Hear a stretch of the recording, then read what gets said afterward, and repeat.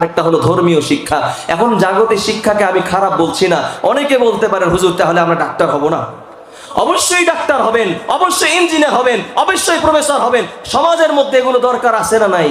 Pilot ছাড়া বিমান চালাবে কে? এই শিক্ষার অবশ্যই দরকার আছে। কিন্তু এই শিক্ষার আগে আপনাকে কোরআনের শিক্ষা অর্জন করতে হবে।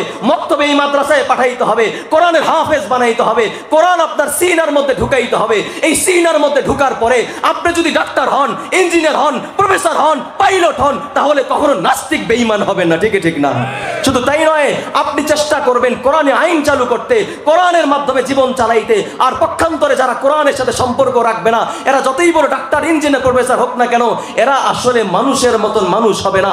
এই জন্য কোরআনের ছোঁয়া লাগবে। কোরআনের ছোঁয়া নেওয়ার জন্য আমার সন্তানকে এই মাদ্রাসায় পাঠাইতে হবে।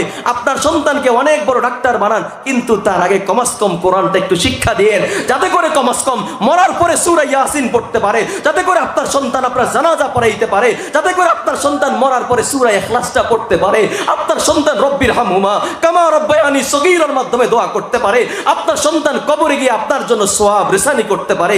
এই জন্য দোস্ত, আমরা চাই কি চাই না আমার সন্তান আমার জানাজা পড়ুক? আল্লাহু আকবার। কারা কারা চাই?